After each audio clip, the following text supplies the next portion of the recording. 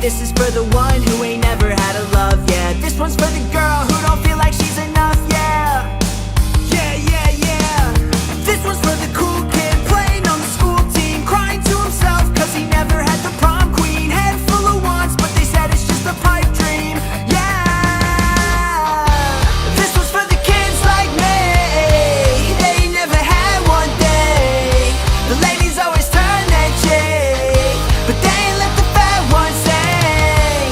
This one's for the kids like me, kept working when they had nothing. When people try to take their dreams, they stuck it to them, please don't change. For the nerd. What's going on, everybody? Hello. Hangout stream, Alex Quest the show. I'm here. How's everybody doing? It is a Tuesday. I keep on thinking it's Wednesday today, but it's Tuesday. It's January 13th, 2026. How's everybody doing out there? Wherever you're watching from, YouTube X, Facebook, Kick, Rumble. Make sure you click that thumbs up button. Make sure you follow and subscribe if you aren't doing so already.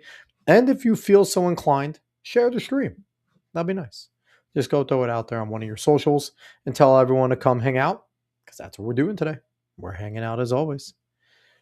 So we got some things to get to. Oh, and go follow us on the socials at the Alex Questa Show everywhere. So we have a few things to get to. I didn't come on yesterday. I was tired after doing Talking in Ovals, where we had a really good stream talking to one of the best coaches, high school coaches in the state of New Jersey, in cross country and track and field. So if you like track, you like running, go make sure to go to Talking in Ovals. It's where I do in my other side thing. I talk track and field, which I enjoy thoroughly. But right off the jump, I want to get to Scott Adams, legendary creator of Dilbert, passed away today. He was battling cancer for a long time. And Dilbert, I think if you're around my age, maybe even a little younger, you know who Dilbert is. You've seen the comic strip, you've read it. I always had that fun, dry sense of humor, making fun of office life. That's how it was initially introduced to someone like me. Just one of those comic strips. And as I've gotten older, Scott Adams has showed his true colors as a man, that he is incredibly based, and that he was someone that spoke a lot of wisdom and wanted to impart that wisdom on us as the youth and people out there, and was a strong voice, a strong patriotic voice that touched a lot of us, that transformed probably so many people. He was someone that was obviously a bucket list person to have as a guest on this show. Sadly enough, that could never happen. But he's someone that, I've enjoyed all of his social media posts. I followed him for a long time. I've known who he was for a very long time. So this is a saddening death. And it's one that's going to have more of an impact than I think people realize, when his voice, his opinion is not there anymore on these major matters. Similar to the way Rush passing away changed the full dichotomy of what conservative radio was. Scott Adams is going to have a similar impact because he's coming at it from a creatives type of voice. So rest in peace to Scott Adams. Prayers out to his family, to his friends, to everyone involved. We lost a giant today, but everything that he has imparted on people, on the youth, will be something that I think will be used in a positive way. And again, like Rush, like so many others, has paved the foundation. Positivity and positive change and fighting against leftism will remain. On that note, we're going to see a changing of the guard very soon. Obviously, Charlie Kirk getting taken from us is someone that I think all of us on this side thought was going to be an individual that was going to lead the conservative movement for a very long time and kind of be one of those guiding lights. But we're seeing people getting older, sicknesses, Rush, Scott Adams, Dennis Prager had a bad fall, and Dennis Prager is, his health is always a concern now. Um, Obviously, someone like Jordan Peterson hasn't been in the limelight for a while because he's been really sick. I'm wearing, the Hail Lobster, and whatever you think of Jordan lately, since his move to the Wire, and I haven't agreed with some of the things Jordan said. Jordan's been incredibly influential since he's burst onto the scene in terms of, initially with his two books that I read, creating positivity in terms of young men, giving young men direction and things like that. So we're seeing a lot of this stuff. Glenn Beck is getting older, and he's been someone that's guided. So we're going to need the younger crop to step up, and we'll find out eventually who that is. I don't know if we found them yet, but also the way media is being consumed is very, very different. And on that note, obviously people know I'm a listener to Pack Ray Unleashed, and Keith Malinak, who's the producer there, has been on this show a few times. I've gone to At the Mic with Keith, which go to atthemic.com, or go to his YouTube, At the Mic with Keith Malinak, and go follow him there. But one of the individuals that co-hosts Pack Ray Unleashed with them, Jeff Fisher, has been very sick. And Jeff has had some health issues over the last few weeks. Jeff Fisher is hilarious. He's a really good commentator. Chewing the Fat is a really good show on the Blaze. That's Jeff Fisher's show, but he's better known as Jeffy over there. But I heard today that he's very sick.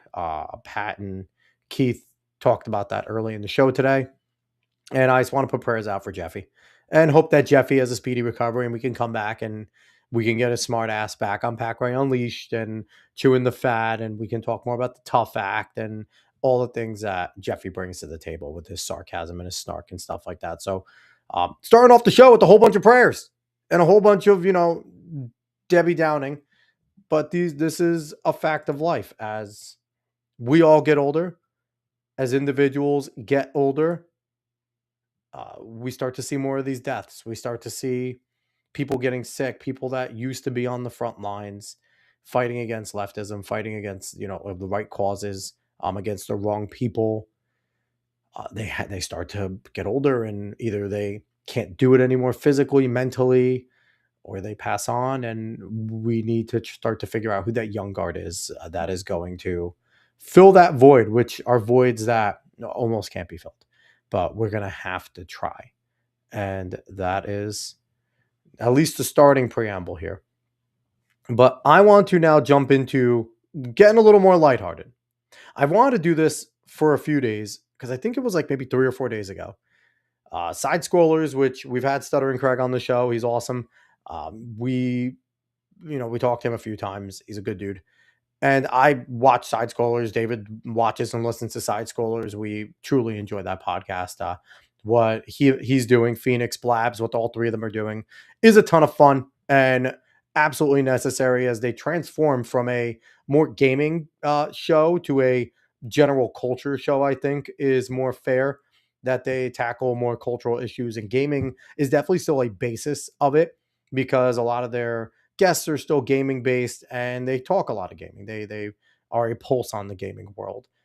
But they had a fun little section that they did called Hot Takes. Now, I thought it was cool, and I wanted to watch that section and talk about it because there was one particular hot take that I took umbrage with, and I think a lot of people did, and it stumped a lot of individuals. So we'll watch part of it. I don't know if we'll watch the full thing, but we will watch at least the hot takes of the 5 and maybe some reaction.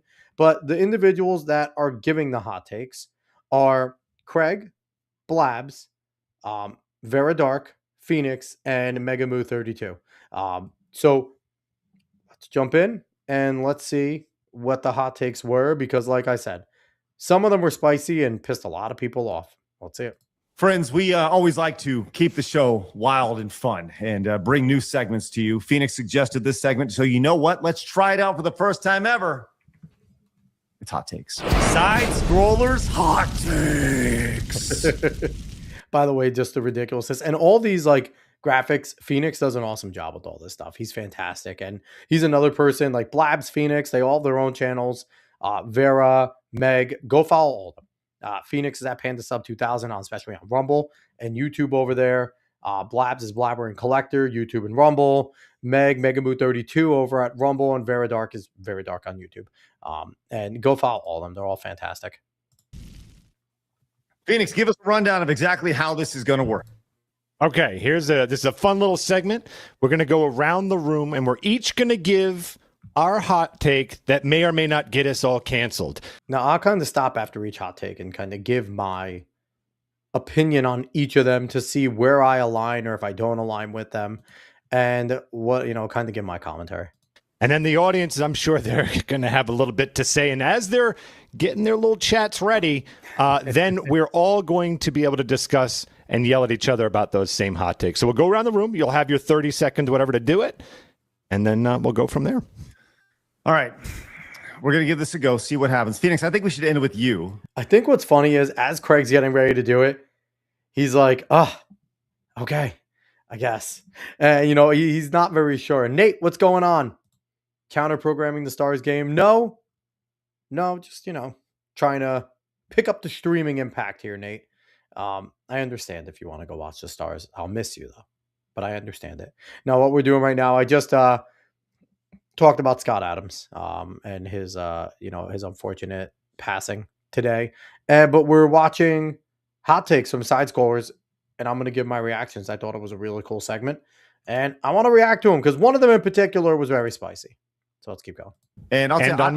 I'm going to start with I'll start today just to kind of throw this out here. All right. We'll start tame. Let's go tame. Look, I'm going to start this right now. Hold on. They say start tame. Nothing about this was freaking tame. A few of them were nice, but it gets not tame. Random Raccoon, what's going on? How are you? We have not rehearsed this. We don't know. I don't even know if there's a good idea as far as what I'm going to throw out here. But my hot take is simply, and by the way, this can be about anything. It doesn't need to be about video games. It doesn't need to be about pop culture. It can be about whatever we want it to be about. My hot take is simply this. Guacamole is the most disgusting thing on the planet. You're disgusting. And That's insulting. Let the man speak. We will have time. Phoenix. Yeah. Thank you. Guacamole, the texture of it is disgusting. And if you want to have a bowl full of pus, you get out an avocado and you slap it together, put it in a bowl, put a little bit of lemon in there, a little salt, maybe a little pico, and that's what you have there. A little bit of pus-filled pico and salt. Avocados as a whole are disgusting. Combine that and turn it into guacamole, the most disgusting thing on earth. That is my hot take. So on the back of that, I completely agree with that hot take. I think guacamole is gross. I don't want to describe it as pus. I think that was icing on the cake there, but I think guacamole is gross. I don't like avocados. My wife likes them. I can't stand avocados. For me, any fruit that the moment you take home is bad, number one, is not something worth having. Avocados are the worst. You could barely bring them home. They get gross real fast. You have to eat them within the first 5 minutes of picking them up. They are terrible in that sense. That's number one. Number two, they are when they're brown, they're ripe. They're reverse ripe. I went to go pick out avocados one time for my wife, and I have no idea what the fuck I'm doing. I don't eat them. And I go and I come back and I pick green ones. Because like any normal fruit on the planet, the color, when they start to get color, means that they're good to eat. No, not avocados. They have to be brown and a little bit of firmness. What the fuck are we doing here, guys? Like, this is one of the main reasons to go and just get rid of Mexico, to get rid of avocados, because it is something that I agree with Craig. They don't have anything. They might be, Nate over here saying avocados are so nutritious. Raccoon saying I like avocados very much. Number one, they might be nutritious. Doesn't mean they're good. Number two, I'm convinced nobody likes avocados because avocados were not a very liked thing up until the California white girl started putting them on their toast. And I think liking avocados is more FOMO and because we're told to like avocados. But I agree with Craig. Avocados suck. Attaboy. No one say anything. We'll have time. Now we go to the next person. Look how mad Blabs is. She's so mad. Hold it back. Hold it Blabs is back. pissed. All right. Vera? Okay, so if I don't say this one, I know Chad will be disappointed, so I'm just gonna say it. Cereal is a soup. Soup is solids in a liquid, This one's eaten so with a bad. Not spoon. again. That's cereal. Cold soups exist. Sweet soups exist, and eating it at breakfast doesn't magically change the rules and make it any less souply. Genuine question: who eats Okay, real quick. So Blabs throws out a whole bunch of bullshit here. I like Blabs, and Blabs is usually good on her culinary, but this one's very easily disproven. And you'll see throughout this clip, they struggle with whether cereal's a soup. And the bottom line is, it's absolutely not a soup. That is a retarded take that it's a soup. Because here's the thing. A soup is much more than just having something hard in something liquid. A soup is a blending of items to make that broth have a separate taste than what it had. And I know you'll say, okay, some cereals they make the milk taste different, right? That's not the same. Because you can make a soup, take out the things in the soup, and the broth is still the soup. So that's what you're generally looking for. It creates the broth. Because chicken soup is chicken soup, whether you take the shit out of it, including pasta, or put it in it. Tomato soup is tomato soup, regardless of what you add into it or what was blended to make it. So it's that end product that makes the soup, not necessarily what you add into it. So they get stumped here, and cereal is 100% not a soup because milk then would have to be the soup, not necessarily something you put into it to make it the soup. Because, I mean, I guess you could put some of those cereals that make this milk taste different and then take it out and drink the milk, but you're just drinking flavored milk at that point. It doesn't change what it is. So this is easily disproven. I like to cook, so this is something that I enjoy, but this is 100% wrong. Vera, she thinks she has something here, and the whole panel kind of gets stumped by it. But there is no doubt, and I've had a few days to think about it. I thought of it on the day of. Me and David were talking on the phone about it. But yeah, it's not a soup. A soup is in a different category on its own. Cereal is something that's added to milk, and they are still separate items. When you take out the cereal is still cereal. Milk is still milk. When you throw everything into a soup, you could take out those items. That soup is still what it is. So that's generally what it is. It's the broth. It's the liquid that blends the flavors that comes out, and it's something different than what it was initially. So no, this is a very easy one, but they get stumped by it, and it's actually hilarious. cold soup? There's Well, plenty we'll- of cold we'll- soups. There's like cucumber soup and gazpacho Yeah, and there's all tons those of different cold- things. There's tons of cold soups. All right. Cold soup. Meg? Mine is And by the way, I still disagree with those cold soups. That's a terrible thing. Soups aren't cold. I don't care what anyone says. I don't care if you're in Texas or you're in somewhere hot and I want to eat my cold soup. No, you're eating fucking melted ice cream at that point. There's not cold soup. I will vehemently disagree with that. Let's hear Meg's. so dumb compared to everyone else. ASL will never stand for American Sign Language. It will always stand for age, sex, and location. So get out of my face. So here's the thing. I agree with her on that because I don't know when people started to call American Sign Language, oh, it's ASL. No, it's sign language. And thing is, to American Sign Language, I grew up only knowing sign language because I didn't give a fuck about other languages or other countries' sign languages, right?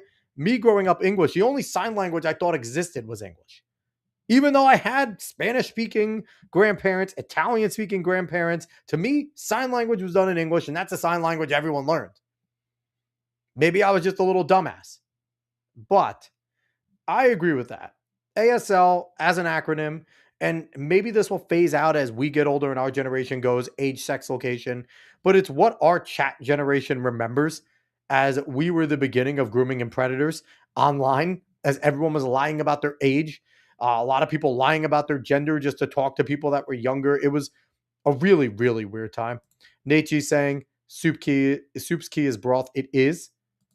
And Nate and them, you guys are talking about avocados, and you guys can keep your goddamn avocados. But no, I agree with Meg. American Sign Language, it doesn't need to be called American Sign Language. It's just sign language, to be quite honest. It's just fucking sign language. I don't care about Swahili Sign Language or Spanish Sign Language. Like, get fucked. It's American Sign Language. Blabs? Turkey bacon is really, really, really good. Sometimes even better than normal bacon. Oh, wow, right.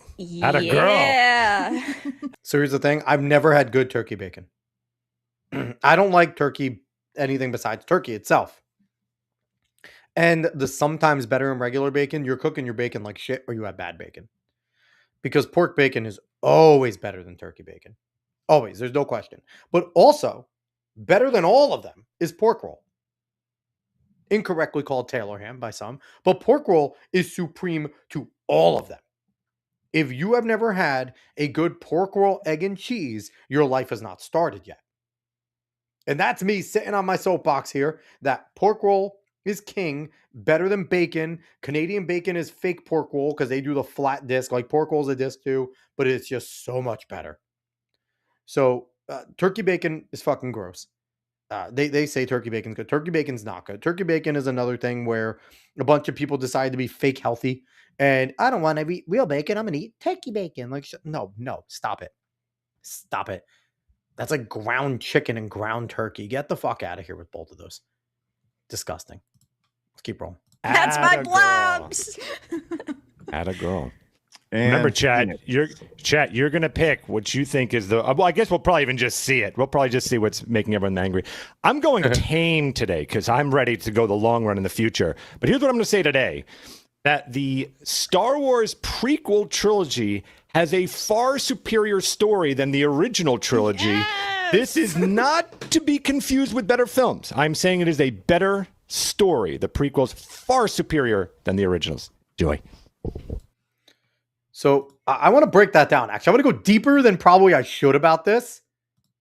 And Nate G saying turkey bacon is for people who think animal fat is bad for you. Yeah, but the only part is they pump in the bacon flavor anyway. But I digress with that. So addressing Phoenix's take that the prequels are a better story than the original three. Okay, let's talk about this.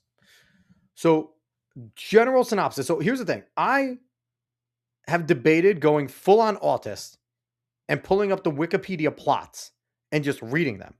But I don't know if I want to go that far. So what I may do is I may try to just run this from memory and just give kind of and just talk through the general stories of the original three versus the prequel three.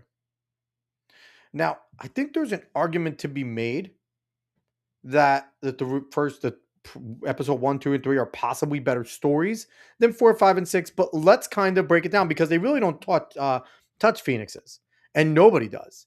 And I think that we are looking at this a little bit differently because you look at the age of the panel, you look at my age, I'm in my late 30s, Craig's early 40s, Phoenix in his 40s, Blab's 20s, I think Vera's in her 20s, Meg is right around my age.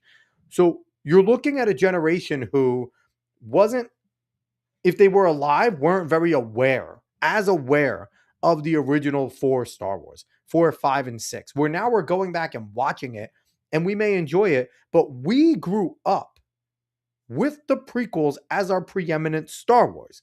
I had seen the original Star Wars before. I liked the original Star Wars, but they weren't mine. My first Star Wars movies that came out were episode 1, 2, and 3. Those are my movie experiences with Star Wars. So I think we come at this sometimes when we're looking at the story from those lenses of these are better because we were there. So let's kind of talk real quick. So I'm going to actually look at the synopsis a little bit. I'll scan it over while I'm chit-chatting with you guys. So basically, in the first Star Wars, which was originally just filmed as Star Wars, retitled A New Hope later, but initially just came out as Star Wars. The Princess Leia stole the whatchamacallit. Oh, I'm sharing this tab. No, I don't want to do that. Stop it. I'm just reading it. Princess Leia stole the directions, not the directions, the blueprints for the Death Star, gives it to R2. They go to Tatooine and they land there. R2 finds Luke after the Jawa traders get the droids. And we see Luke Skywalker. He's there. It's our first time being introduced to our hero, right? Now, with Luke, he's there on Tatooine, and little do we know that Obi-Wan Kenobi has being kind of, what do we call it? Camouflaged, disguised as Ben Kenobi, is there watching over Luke this whole time as Luke is living with his aunt and uncle. His aunt and uncle, the Raiders are there, and after just now I'm kind of blanking on the story, but essentially Obi-Wan Kenobi takes Luke out of there and convinces Lars to let him go, and he starts to train him, right? And R2-D2 plays the message, begging Obi-Wan to come and help.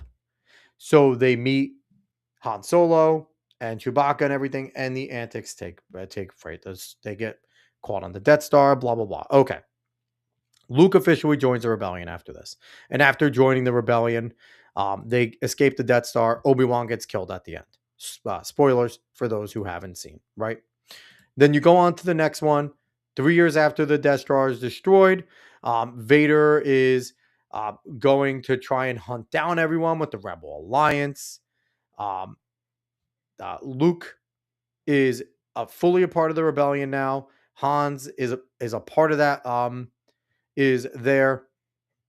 And they are working together to now go and defeat the Empire by using the Rebels, right? By working with the Rebels. They travel to Dagobah. Luke goes there, meets up with Yoda to train.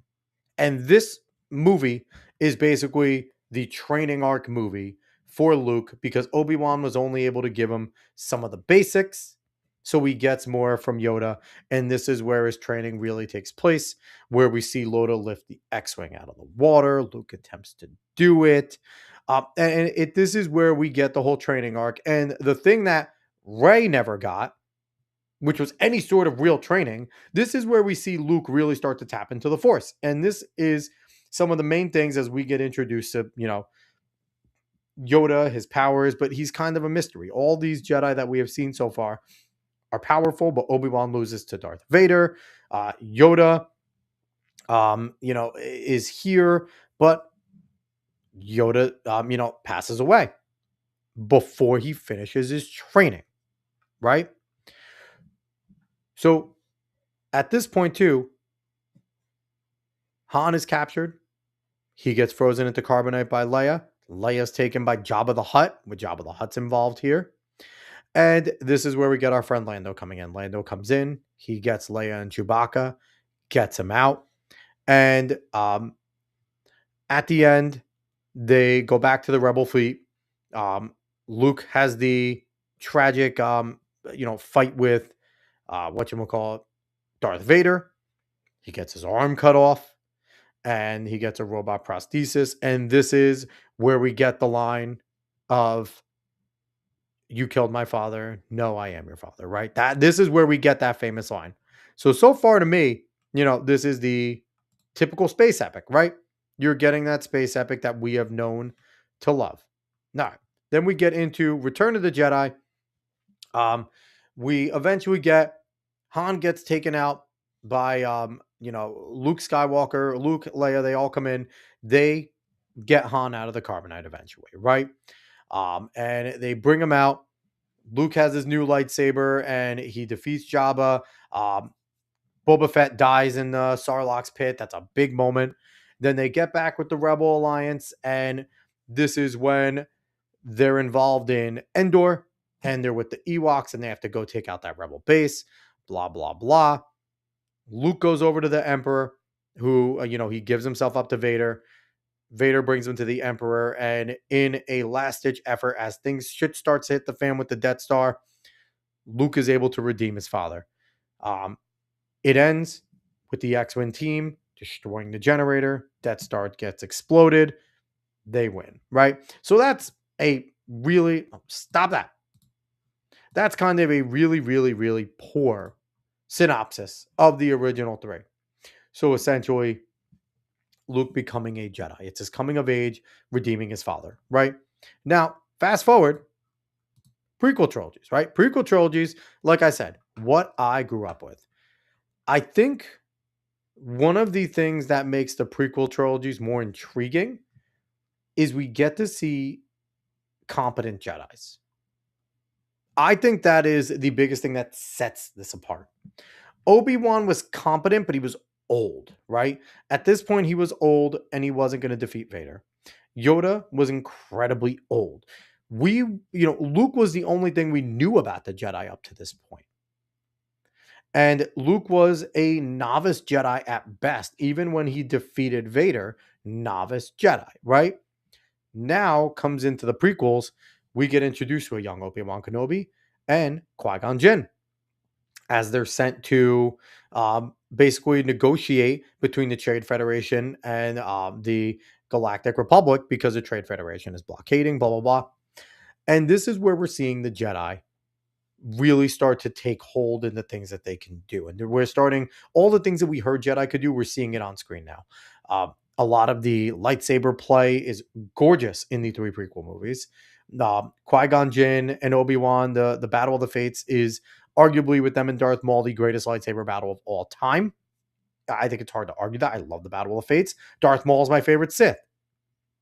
So essentially with the episode 1, they discover that the Trade Federation has betrayed them. So now the Jedi are on the mission to figure out what the hell's going on. It brings them over to Tatooine, where they find this young boy. And when they find this young boy, this happens to be young Anakin Skywalker. Now, while they're on there, they're trying to get their ship fixed because they were, almost destroyed. They have Padme Amidala, the Queen of Naboo, with them. And when they get there, Qui-Gon feels, why do I keep doing that? Qui-Gon feels a lot of force power in Anakin. Now, Anakin's a slave, so he needs to win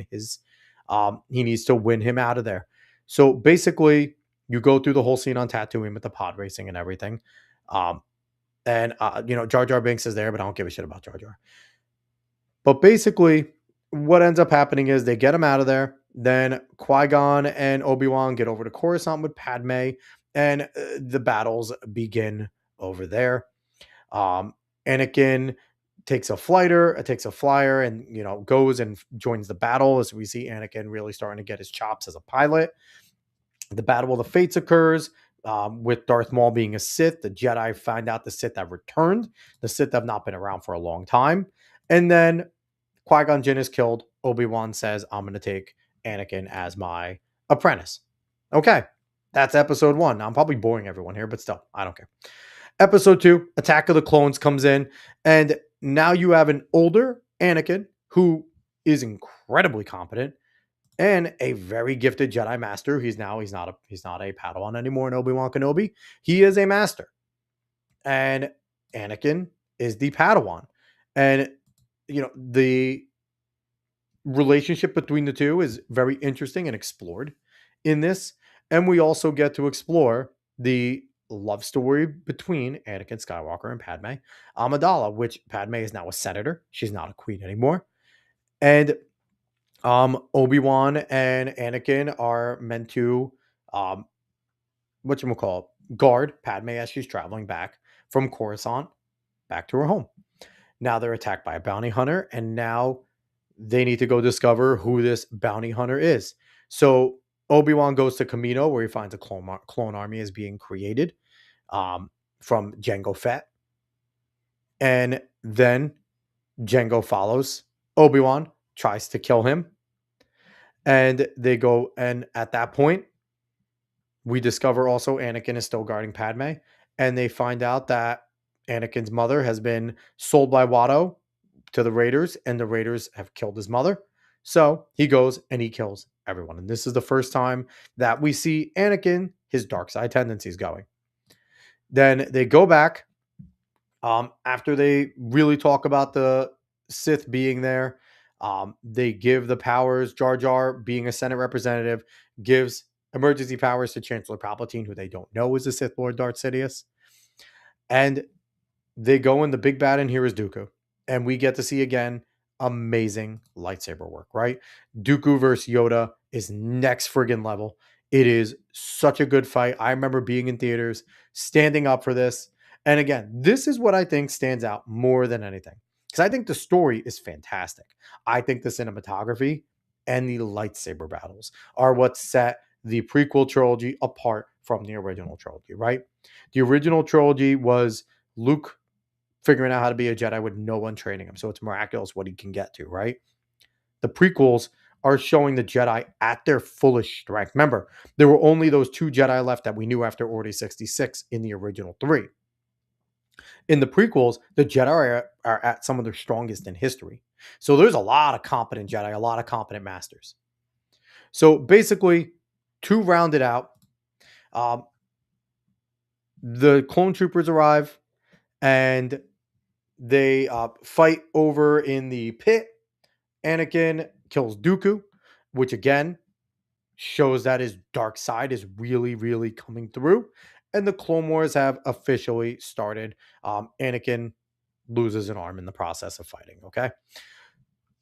So we get to episode 3. Quick synopsis here. Obi-Wan, Anakin, they confront General Grievous. Dooku is still... Okay, yeah, Dooku, blah, blah, blah.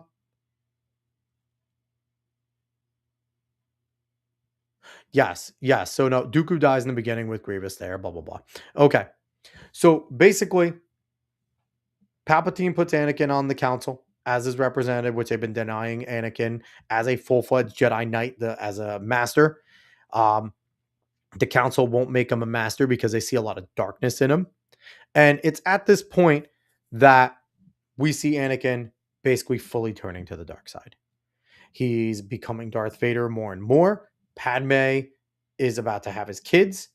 She's getting sick. He's looking for a way to save her. He's had dreams about Padme dying. He's trying to figure out desperately every which way. And at the same time, the Jedi are trying to discover who is Darth Sidious among their mess. Long story short, Anakin basically gets converted to the dark side after they know that Chancellor Palpatine is Darth Sidious. They go and confront him. Mace Windu's about to take him in, and Anakin betrays Mace Windu. Mace Windu goes out a window. Anakin officially becomes Vader. The big moment is when Anakin and Obi-Wan fight. Anakin is left for dead as Obi-Wan beats him, but Anakin is saved by Darth Sidious, and he becomes Darth Vader officially. So, as I break that all down and talk it through, I think Phoenix has a point. But I think there's a lot more that goes to it to just the story. I think where you're looking at basically the desperation of the rebels and the degradation of everything going on, the depletion of the Jedi, make that story more of a slow coming of age tale, right? Where the prequels are the Jedi at their finest. So you're seeing all the feats of the Jedi, the amazing lightsaber battles, everything like that, but also the turning of the strongest of all time. So that was my kind of autistic breakdown. Let's keep going. Can we talk about soup for a second? No, now we can go. Free for all, Okay. baby. Free for all. Okay. Listen, Let's hear what's Labs, going you on. said who eats cold soup? Gotta be Millions of honest. people across the world eat cold soup all the time. Now, do I agree with Meg? Here's the thing. Again, you could say that. Doesn't make it right. Doesn't make it soup. I'm sorry. I don't care. Cold soup is fake. Cold soup is fake. It's bullshit. Cold soup is just ice cream. It's milk. It's not real. I don't care what anyone says. I don't care what anyone says. It's just like iced coffee isn't really is shit coffee. It's fake coffee to me. I know it has all the same elements, but coffee's hot, man. Coffee's hot. Once you water it down and add ice to it, and I know iced tea and hot tea, but iced tea has turned into such a different commodity. Iced tea is just sugar, straight sugar being put in the thing and mixed in now. They have that big iced tea things. It's not a tea bag anymore. So it's not the same thing. But, I think cold soup's a joke. In her take that cereal is soup. No, that's Vara. That was Oh, me. I'm sorry. Vera, do I appreciate? It's literally not soup because soup doesn't have milk in it, really. I mean, this is where Blabs goes retarded here. Like, soup can have milk in it. Of course it can. But the milk blends, and that's what creates the soup. The milk stops becoming milk and blends into the soup to become a different thing. Well, Yes, hold it on. does. There's plenty of soup that has cream and milk base. Whoa! But you just went from it doesn't to only some Okay, do. do you Well, have even milk if in your there's chicken only soup? one, it still Do you have counts. milk in your chicken soup?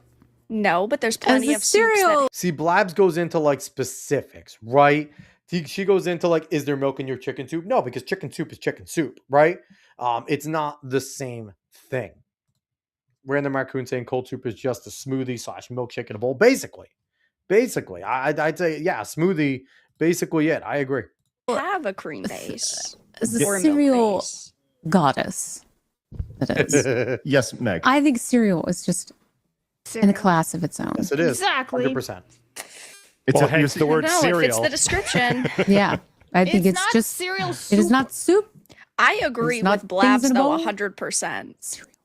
What's that? Sometimes Turkey bacon? Sometimes it's just better than normal. It's just And the thing is, it's like, that's not really how to take to sometimes it's better. Like, number one, no, it's never better. It's always gross. But number two, like that's like saying that like I felt like it more, so it tasted better to me. That's like saying I want ziti over linguine because I'm feeling ziti more. Like it's you can't say like sometimes, like that's not really a hot take. Like if your hot take is turkey bacon is better than bacon, that's a hot take. Sometimes that's a lukewarm take. Right there. Well, I'm with Craig that not a hot guacamole take. is a bag of AIDS. No. I disagree with By the that way. one. Bag of beans. Yeah. Oh, guacamole's gross. I always like being judged. You make me sad. I always make you sad. I do think that we can agree that everyone agrees with Meg and her hot take in this situation. Actually, no, I disagree because I took American Sign Language in high school and I was not old enough to be on the MySpace as a child. See, it's like Blabs. What's funny about Blabs is the perfect person to ask if you didn't have breakfast this morning, how would you feel?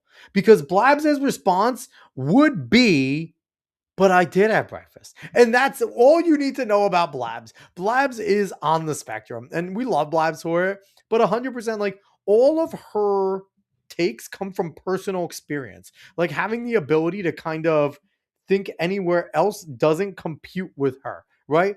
Like she can't wrestle with the fact that, and this is a knock on Blabs. Blabs is fucking fantastic, but she can't process that maybe because her own personal take is one thing doesn't make everything else right.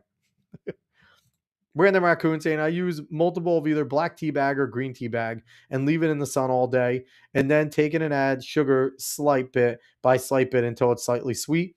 See, and then I mix honey in it. Only if I have it though. I don't buy name brand honey. Usually I buy honey from a farmer stand, not gonna lie.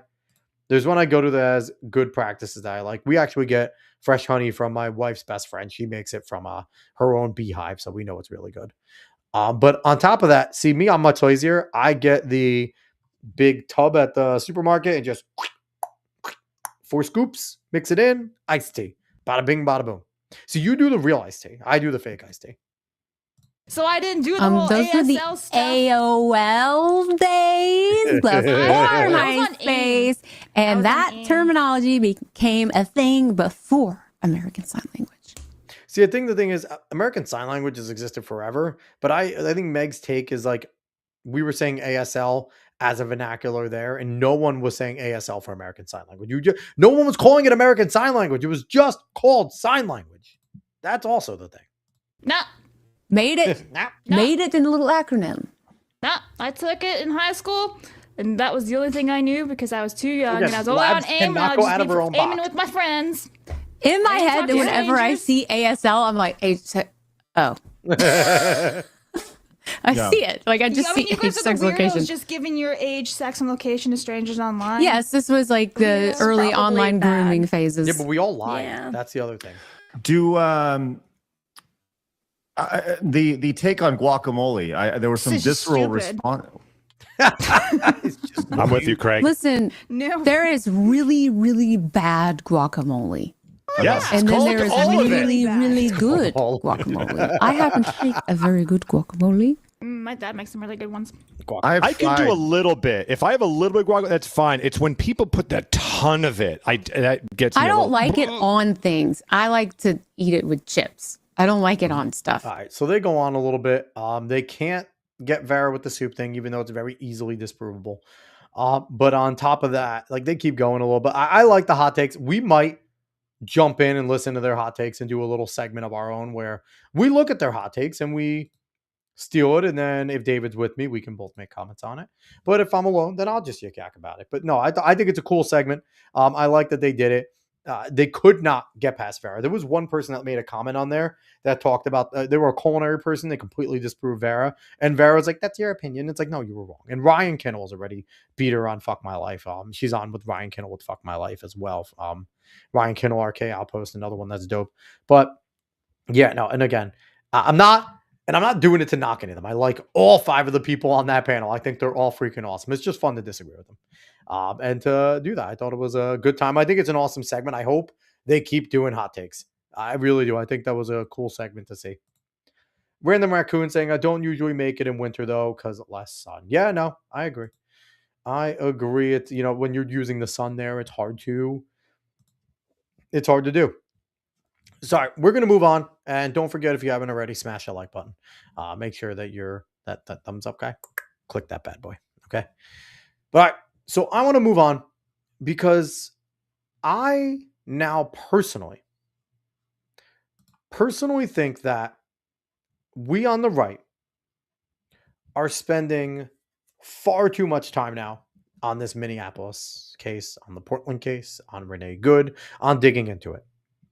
Because right now, what is the big story? The big story is not that ICE was trying to do their job. A protester got in the way. She made the wrong decision in trying, and whether she was truly attempting to or not is immaterial. She made a bad decision bringing her vehicle towards an ICE officer, and the ICE officer used lethal force. That's it. It's done. It's done. That's it. That's all anybody needs to say. I don't think we need to continue to go further in that argument. I don't think we need to make it the source and the headline of everything we do now. Okay. And listen, I am a big proprietor of you could do multiple things at once, right? I hate when people just want to hyper focus on one thing. But I also think that continuing to focus on Renee Good, who Renee Good is, what Renee Good's doing, let the government do that. Let the investigators do that. Let the journalists do that. That's fine. But us as commentary, I think we need to move on. I think we need to move on unless something truly big comes out. Not every little thing we need to report on, but unless something truly big comes out, that's when I think we should bring it up again. But what I'm hearing, what I'm seeing is this is the number one thing that everybody's talking about. And what people aren't focusing on more is still the massive fraud, exactly what's going on in, economically, in terms of the things that are trying to get done. Like those are like the reason why I think we should move on more than anything is that this is giving the left what they want, right? This is fighting in their framework. What they want to talk about, what they're pretty good at is talking about activism. And we're now covering everything. We're covering the idiocy of everything they're doing with a fucking shaman ritual. We're covering every little nitpicky thing. And I just think that we need to stay focused and stay on task with our own message. We cannot keep going back and trying to win debates against these leftists. I don't give a fuck about winning a debate against a leftist because the what actually occurred is clear cut. At this point, with all the different video evidence, it's clear cut. Now we're going to get riots from leftists that don't want to hear it. They know it, but they don't want to hear it. And we're going to get dumbassery of people trying to do performative shit. There's a woman that shaved her hair on TikTok. The other dumb bitch that drove with their kids to the vigil. The people taking their kids to protests. Like it's all performative, right? It's all performative. We don't need to be talking about that shit. because it's exactly what the leftists want. They want all this light. They want all this air. They want to control this narrative. What they don't want us is continuing to pounce on and report harder about the Somali fraud that's going on in Minnesota. They don't want us to report harder that California has billions of dollars in fraud. That over here in New York, it's being reported $1 billion in fraud. That around the country, they are starting to find more and more and more and more and more fraud in these major blue states and in these major blue cities. Because if we shifted to covering that fraud more, if we shifted to covering the corruption and the NGOs and all the money they're getting, and that was our biggest focus, right? If it wasn't Renee Good, if it wasn't Minneapolis, if it wasn't what ICE is doing, because the bottom line is, you know when I would want to report on it? Is if Kristi Noem came out and said, you know, we're going to take a pause after the incident because we need to review our practices. No, you know what Kristi Noem said? Fuck it, we're full bore. We're sending more. All that says to me is they're going in, they're doing their job. They're doing exactly what Trump set out for them to do. That ICE is going and they are going to perform their operations. They are going to find the criminal illegals first. And then if you're in the way and you happen to not supposed to be here, you're getting pulled out too. They're continuing to do their job, and the ICE officers are doing it valiantly right now. We're seeing videos of ICE officers having enough. They are allowed to use less lethal force, it seems, at will. They're pepper spraying people that get in their way. They're throwing them the fuck out of the way. They're doing exactly what they need to do as these protesters are interfering. Now, granted, this, according to Saul Alinsky's rules for radicals, according to beautifultrouble.org, this is what they want. They want all this going on, right? Because typically, if you read Saul Alinsky's rules for radicals, they want to get this agitation where they can get a big story out of it. This works if their framing becomes the story, right? The reason why this may backfire on them, though, is because with social media, the drive-by media are not the ones that have the power to frame the story anymore.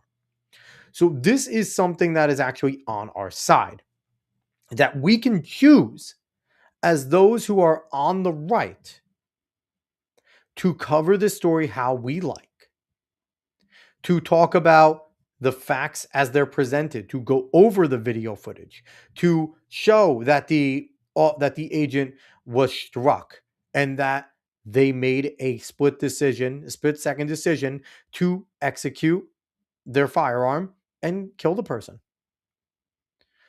And everyone leaves out that she was an activist, that this was her intention. Everyone leaves out that cars were rammed earlier that day. And bottom line is, these agents have every right to fear for their lives because that's what the protesters want them to do. They are handling this with significantly more restraint than I would. But overall, the framing of this needs to be in our court. And I think it doesn't do a service to cover every little thing that they do. Because to me, pointing out that a psycho leftist is doing something crazy is not anything new. It's like, okay, the grass is green, the sky is blue, right? Pointing out that they're attention seeking and performative is not anything new. Bashing on more leftist, affluent white women who just want attention and just want to be part of the trend is not anything new. So where we should be putting our focus is more on the bigger pictures, right? More on the corruption and discovering what that is. More on focusing on when they report fraud, where it is and what it is. More on what's going on, not only domestically with housing, with the economy, all that type of stuff. And I know it's boring shit. It's not sexy. Arguing about Renee Good, talking to people about Renee Good, that's sexy stuff because that's the hot topic. But again, granting them that framework, granting them that debate takes the focus away from the important stuff. And the more that leading up to these midterms, we can prove that the leftists are the most corrupt. Because listen, there's corrupt people on the right. You see it all the time. You see it all the time with the individuals that are going and miraculously making these big stock things right before that, that stock took off and they happen to be on X committee that has to do with that stock, right? Like we see it all the time. We see it all the time. It's not a surprise. But the amount of corruption and the amount of human suffering that comes from it, right? Because the bottom line is if a congressman or congresswoman, including Pelosi, lines their pockets off of insider trading, is it scummy? Yeah, it's scummy. Absolutely, it's freaking scummy. But is that putting people in harm's way? No, it's not. It's just being a dirtbag and lining their pockets. But when you find out that in California, billions of dollars that were supposed to go to homeless are just being defrauded, that's bad. I would love to see where the money for the Palisades is going. Where's all that money? When you find out that social health programs in New York to the tune of billions of dollars apparently have gone nowhere. When you find out the childcare fraud in Somalia probably goes deeper than we know with the bags of money at the fucking airport. That's where we need to keep our focus. Not joining in on the sexier stuff for the culture war, granted, but not granting the leftist arguments, not granting where they want to stay. Where they want to stay is the emotion. And if you don't grant them that, because bottom line, ICE is still doing their job. We don't got to worry about them. Yes, we pray for them. We want them to be able to go home safe and do their job. But we do not have to worry about whether or not Donald Trump and this cabinet is going to keep their resolve and keep doing their job. Because that's what they're doing. That's exactly what they're doing. And the leftists are going to continue to screech. Mark Ruffalo's dumbass is going to continue to go on the red carpet and spew idiocy. Doc Rivers is going to continue to be a moron, saying that she was going home and knowing nothing about the situation, not even knowing the woman's name. Steve Kerr is going to continue to be a dumbass and call it a murder. Like, all these things aren't going to be new. And if you want a sound clip of my guess, but we shouldn't be diving into Renee Good anymore. We need to move on.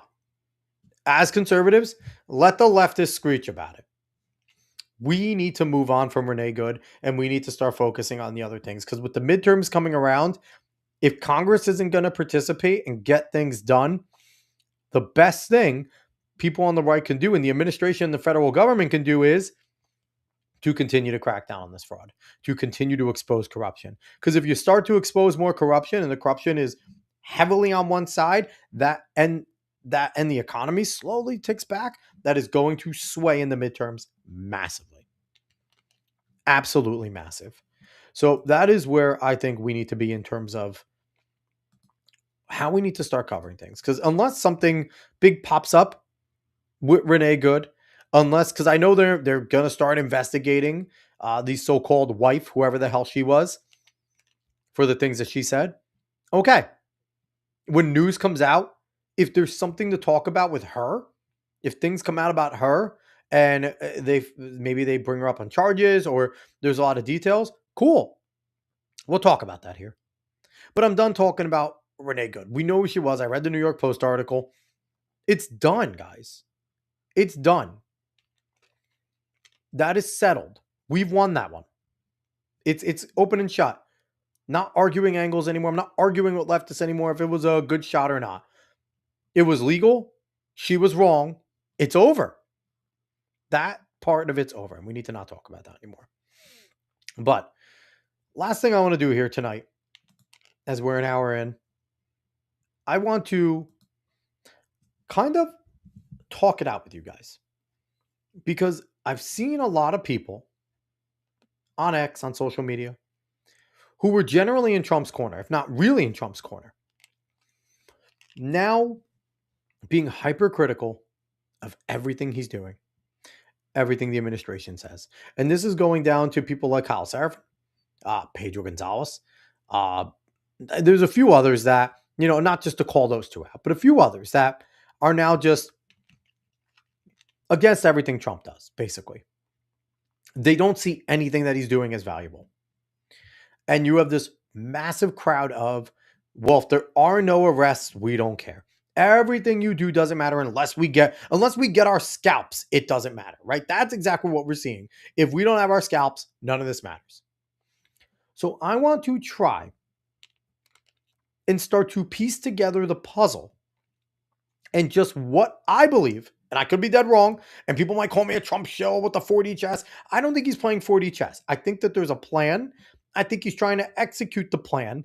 And if the plan works, we're going to be in great shape. If it doesn't work, we could be fucked. And I said this from the jump of the Trump presidency that I believed that, with the tariffs and with the way he was framing it, it was going to be an all-in plan.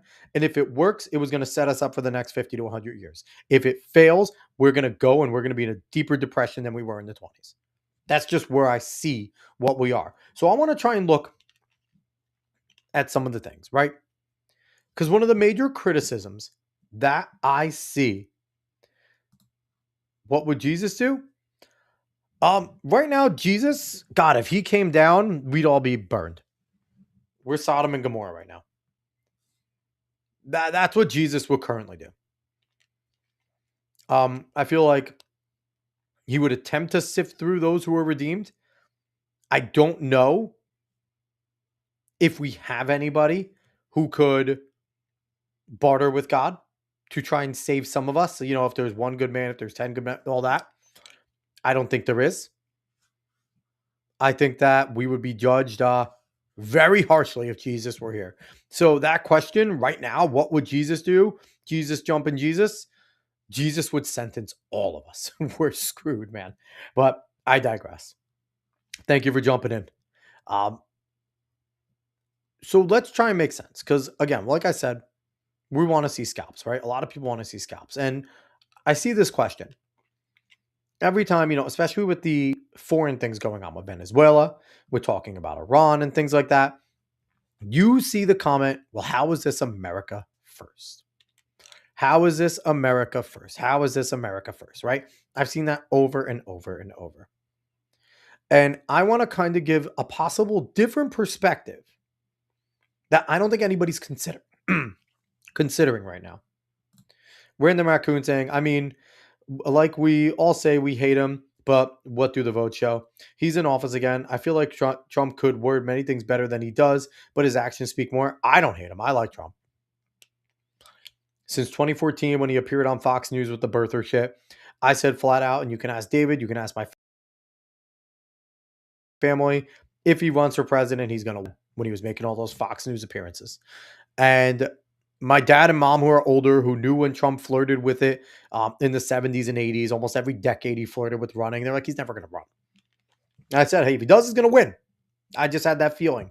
I've liked Trump. I've liked what he's done. And I actually don't care about how he's wording things. Sometimes I'm like, but for the most part, I like the way he talks. Because I'll bring this up again. I brought it up before. For my whole life, we've always known that politicians are scummy liars. They say what they need to say to get elected. They lie to you to get in there. And you just have to accept it because that's the way politicians are. You hope they do a little bit of what they say. Trump has been one of the first guys that doesn't speak like a slick talking politician. He kind of just says whatever the fuck he feels. He doesn't worry about what he says. And with that comes more honesty in terms of what he's believing in that moment. And that makes him flawed. That makes him, he's not as polished. So it makes him say things that maybe he goes back on in 3 minutes. That maybe he'll tweet out and say, I didn't mean that. I didn't say that. And you're like, yeah, you did. That's part of Trump. The 50-year mortgages, where'd it go? That's fucking gone. The base what got mad about it. And he's like, I don't think we're going to do that, guys. That's who he is. Now, from his perspective, and this is kind of a thing that I think if you look at everything that's going on from this perspective, it may change the way you see what Donald Trump is doing. So when it comes to politics, when it comes to presidents, we kind of want to look at what is their domestic policy, what is their foreign policy, right? That is kind of the two things that we shape. I truly believe with Donald Trump, he doesn't see a difference.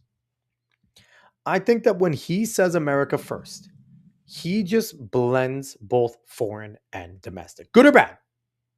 Good or bad, I truly believe that he believes that whatever he does foreign is going to have an impact on domestic regardless. And whatever he does domestically is going to ripple out to the world. So I firmly believe that when Donald Trump says America first, it's not just a domestic policy. That it's not him wanting to be an isolationist militarily. That it's not him wanting to only do things in America. It is him, and it's his foreign and domestic policy blended. Because let's piece everything together here, okay? Go back to his first term. In his first term, he worked hard to get the economy going. We had a really good economy before COVID. And the things he was doing foreign, Abraham Accords, he had the bombing in Syria, wasn't as ratcheted up as it is today, right? And I truly think he was trying to lay soft groundwork for then the second term to kind of be this. I don't think it was ever going to be as good as this because his cabinet was balls, but he has a much better cabinet now. So fast forward, let's talk about the things he's doing this term. So this term, right away, what did he do? In terms of more domestic, he closed the border. He gave ICE as much money as they basically need with the big, beautiful bill. And he shut that border down. That is one of the biggest things domestically that he has done so far. Because we, for the first time in my lifetime, are fully in negative immigration. Where the people we are kicking out far outweigh the people coming in. Yes, we still have people legally coming in. But the illegals are basically done. And now they're just going out. People are angry that he's not getting out enough. But when you look at it in the comparison of the ones he's getting out as opposed to how many he's coming in, he's doing significantly more than any president in history. The numbers might be astronomical. Are we going to get 20 to 25 million out by the end of 4 years? Probably not. But if he can get out 10 million and we don't have another 5 million coming in, that will make it -5. They'll only because you got to think, if with every other president and with every other policy, if he were doing the same thing and highball, say he can get out 5 to 10 million, right? But the border's not closed. They're still chasing after him. And 3 to 5 million trickle in. That either cancels out what he did or cuts it in half with that 5 to 10, right? Where now what you're looking at is the number he gets out is the number he gets out. It's not going to be any negative because all they're doing is getting kicked out. There's no one coming in. So that right there is going to greatly impact everything domestically. We are going to see crime going down because you got to be honest. The people coming in here, most of them don't give a shit. And then they end up poor. They end up running in gangs. They end up, that's what they come here and what they do. So we're going to get a better situation with crime. That's big. We're going to get in here. We're going to get a better situation with jobs. Jobs are going to open up. We're going to get a better situation with houses because the houses that are taken up by illegal immigrants are now going to be open. So those are all going to be benefits. Random Raccoon saying, I kind of just got here in terms of politics, if I'm honest. I'm rather young myself, and I'm just trying to get caught up here. Is it true that he tried to build the wall because he hates Mexicans? That's what I was told. No, he didn't do it because he hates Mexicans. He did it because he wanted to stop illegal immigrants from crossing the border. He wanted to create a physical barrier to stop illegal immigrants from coming over. And it wasn't just Mexicans. It was anyone from South America, a bunch of the Chinese that were flooding over, a bunch of the Middle Easterners that were coming over. It was Europeans that we didn't want. Anyone illegal. And the biggest port of entry for the illegals at the time was Mexico. So that is why he was building it. It wasn't because he hated Mexicans. I don't think Trump hates many people. I think Trump just sees what can you do for me lately type of thing.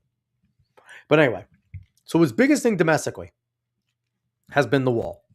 Now, in a lot of people's eyes, that's not going to be enough, right? Because, well, what are you doing economically? How are you affecting that? And we're starting to see that bubble now. But let's go foreign, because I fully believe that Trump thinks, again, there isn't foreign and domestic policy to him. It's all one policy. And that he truly believes that when he accomplishes something over there, it's going to have an impact here. And he's also doing things that he's not just going over to countries and making deals for them, which is different, right? In my life, I haven't heard about a lot of trade deals. That wasn't something that was televised. I didn't know what was going on. I didn't know the tariff imbalance. That wasn't sexy. It wasn't something people talked about, that other countries were like tripling, quadrupling tariffs against our goods while we were barely tariffing them, right? That basically we couldn't sell in other countries because it was so imbalanced. The export to import, incredibly imbalanced. So when he goes to do these things foreign, it is not to only make that other nation better. And that's what I've been used to. I've been used to presidents and diplomats and people going over to other countries and go, how can we lift you up? Not how can we make this deal work for both of us? How can we lift you up? We'll take something, but you're going to get more. The difference is when Trump is going and making deals with countries, whether it's tariffs, whether it's resources, whatever, goods, all that type of stuff, he's making it so that either America's getting the better end or it's even at best. So what that does is that helps us economically, chipping away right there. Because if tariffs are now balanced, that means that American goods in those markets can compete. Changes the whole game. Because before, let's say they were in, I don't know, France. I don't know what the France's balance was. But let's say at first, France was tariffing our goods at like 30%, and we were only tariffing theirs at 10. What that means is that when our stuff goes on the shelf, it's 30% more expensive by default. So anyone that wants to buy an American product is buying it at 30% more than whatever the other products are on that shelf, including it's pushing so getting other products there. So American products aren't moving off the shelf the way they should in France. Where now Trump is going to looks at something like that and goes, the hell are we doing here? Why are we 20% imbalance? Let's fix that. And that's what he's been doing. He's been going around and going, I don't like this imbalance. I want it to be even. Okay, no, now okay, you have 30% on us. I'm going to slap 50% on you now. Now you can't sell your stuff here. And we are a much bigger market than most places in the country. So that pushes him back to say, no. Okay, no. We're going to work with you. We're going to work with you because the fact is, and what Trump knows, is that the world needs us. The world needs us to bring our goods in. The world needs us to supplement them right now. We are the superpower. We are the money power. That's us. So that's what he's been doing. And that right there has been helping American business immensely. Because as the tariffs get even around the world or favorable for us, it makes it so that either when those countries take our goods, now all that money is coming back in at an even scale. Because when you put American goods up against other goods at price, more people will buy it. Because our stuff is just good around the world compared to a lot of the stuff around the world. So that has been a huge one.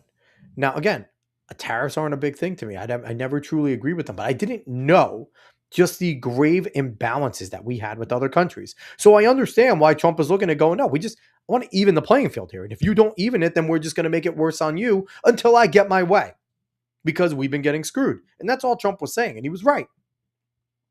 So that right there, again, in Trump's mind, and this is, again, I'm not in his mind, but this is just what I'm seeing.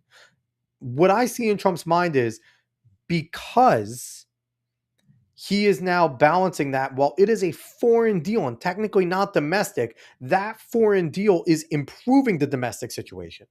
It's allowing companies to make more money, which means that they can make more product. They can sell more. And if they're selling more and they're growing, they now hire more people. They get more people to work. They make more factories. on top of bringing his policies back of slashing regulations and convincing companies to come back, more companies came back again. They did it under the first Trump term. Biden fucked everything up. Companies went away again. And now under this Trump term, he's brought a bunch of companies back into the United States. That also helps with bringing jobs. So before I jump on to my next tape, let's see, Random Raccoon saying, I was told he was racist towards Chinese and Mexicans and that he wanted to turn America into a dictatorship, balanced economically towards the rich. Yeah, no. See, that's a misnomer. And that's when people that so when it comes to China, what he was saying is that they were a currency manipulator, which they are. They have been forever. That means that they take their currency and they undervalue it or overvalue it basically when they need to in order to put themselves as a bigger standing. He's not racist towards them. When people said that is because he properly called out that COVID came from China in a lab, and people took it as, well, he's racist towards China because he's blaming them. Now with Mexicans, what he said about the Mexicans is, it was taken out of context, is that when it came to Mexico, they were sending over their worst. They were sending over a lot of, when it came to the illegals that were coming, a lot of them were drug dealers, gang members, rapists, and there was a lot of them that came over, and those are the ones that need to stop coming over, right? That's what he was saying there. And it's specifically talking about a lot of the gang members that flow over. And it was true, right? The cartels were there. He talked about the coyotes and the sex rings and using little kids to get over the border because we had the chain migration law. So that's all that was. And to say wants to turn into a dictatorship, economically balanced towards the rich, that's typical talking points against conservatives. The proof is in the pudding. The wealthy support the leftists more than they've ever supported conservatives. They always have. The billionaires have always supported the causes of the left. They like collectivism because collectivism gives them power. And it's not a dictatorship. He's been one of the most states' rights presidents to a fault, to the point where in COVID, when he should have been a little more heavy-handed, he just basically said, I'm going to let states do what they want and we'll support them as they need. So the dictatorship thing is crazy. Random Raccoon says, I mean, if you think about basically taking Venezuela impacts America economically as well as it adds an ally of sorts, at least for now. It does. It does. Random Raccoon saying, plus it shows that America doesn't fear doing what needs to be done, regardless of how good or bad it may be. Yeah, and we'll get to Venezuela. We'll get to some of those things. So, again, back to making sense economically. With these deals, in terms of tariffs, that's where I think he believes that is America first, right? Making these trade deals with these other countries, balancing tariffs, which he spent the good portion of the first 6 months battling, right? The trade wars were on. And we don't talk about them anymore, right? Want to know why we don't talk about them? Because Trump won. That's why we don't talk about them. Because Trump won. Where all of the economists were saying that, oh, he's going to put us into a depression. They're going to, this isn't going to work, blah, blah, blah, blah, blah. And, I didn't know if the tariffs are going to work. But we don't hear about those stories anymore, right? We don't hear about how the tariffs are going to cause trade wars and how everyone is going to screw us. We're done, right? No, you want to know why? Because he won. Because even China came to the table to make a deal about tariffs. So there's that. Number one. Number two, he's also been going around to a lot of countries, perceived friend and foe, and making a lot of deals for their rare earth goods, for their minerals. Now, why is he doing this? I don't know if this is Trump particular himself or if there's somebody getting in his ear, but he's specifically going after the things that we're going to need to make microchips. And he already talked about wanting to get microchips manufactured in this country. He realizes that if China were to take Taiwan, that they are the two biggest semiconductor microchip manufacturers in the world. And that we don't have nearly enough to power all of our electronic shit that we have and to build more and to make them. So what is Trump doing? He's been making all these different mineral deals. He's making them with Ukraine. He's saying we need Greenland. He's allowing our individuals that get these minerals and mines to go at it and pulling out a whole bunch of regulation. So what he's doing there is he's setting us up to have the rare earth materials to be able to manufacture things on our own. For where if China were to cut us off, we wouldn't go belly up. If they were to take Taiwan, it would hurt, but we wouldn't go belly up because now we're able to manufacture them home. We're not fully reliant on a foreign country, which has been another one of our biggest issues. And we saw it during COVID, where being reliant on so many other countries fucking killed our economy. And I think it seems to me, at least from looking at it that Trump noticed that and it goes, we can't rely on them for our most important shit anymore. And what is that? That's oil. What is that? That's rare earth minerals to be able to build things, to be able to create things. So again, that is another spot where I believe that, again, foreign and domestic mean nothing to Trump. It's all one policy. Everything he does foreign is to benefit the domestic. Everything he does domestic is also to benefit the domestic. And he firmly believes that if we get our shit together as a country and we are back to being the greatest country in the world, it will benefit everybody. And we still are, but he wants us to be head and shoulders above everyone else. So let's go into some of the other things he has done, right? Let's talk about the peace that he's created from warring countries. Countries that I don't think we knew were at war. We didn't know we cared about or needed. Countries in Africa that are going to battle. What was it? The Congo and I forget what other one was. Or if it's India and Pakistan that are going to battle, that I had no fucking clue how much they hated each other, and they're two nuclear powers. There's all this stuff that he's gone on. It's like 8 wars that he's settled. What does this mean, right? And people are like, oh, it's just him inflating his ego. No, it's not him inflating his ego. What it's doing is he is now becoming the intermediary between all of these countries. He's becoming the neutral ally between all of them. So what does that do? He's creating peace between them. That opens up talks to now do things with them. When I needed a mineral from that country that I helped broker peace, I now have a good relationship with that leader. Now I can call them and say, hey, I need this. Can we work together? Yes, because you were there when I needed you. He's a relationships type of guy. And by brokering all these pieces, a lot of good relationships are built. Look at India and Modi. He has a great relationship with Modi. That's been documented. And he's done a lot of shit that maybe would be negative towards India with tariffs and things like that. For all intents and purposes, his relationship with Modi is fine. I haven't heard anything negative, maybe some tough talk, but that's leaders doing what leaders do. But no issue. We're still working swimmingly with them. As we're trying to fuck over two of India's allies with China and Russia. Why is Modi okay with all this? Because Trump is telling him we are going to work together, right? We are going to help make India a better place. You scratch my back, I promise I will scratch yours. And he's done enough to prove to these world leaders that if you play ball, if you do shit the right way, then I will reward you. That we will get these things worked out. You will be better for it. You'll be better for working with us than you would be working with China or Russia. And he is going around the world showing all of these countries that. And showing all these countries that I don't want you guys in turmoil. I don't want you guys at war. I think that we could work better if it's peace. Stop killing each other. Work with us instead. Instead of killing each other and going to war, let's build up your economies. Let's make your people better. Make deals with me instead. And that's what he's been doing going around the world. What are the Abraham Accords for? It's not only to benefit Israel. Israel's our ally, right? And it's not just to benefit them. What has it done? It has caused countries like Saudi Arabia, United Arab Emirates, to recognize Israel. Those are 2 major players in that region, along with other countries. Let me see real quick. I'll do a Google search. What are the countries joined in the Abraham Accords? Let's see. UAE and Bahrain, Morocco, Sudan are 3 big ones.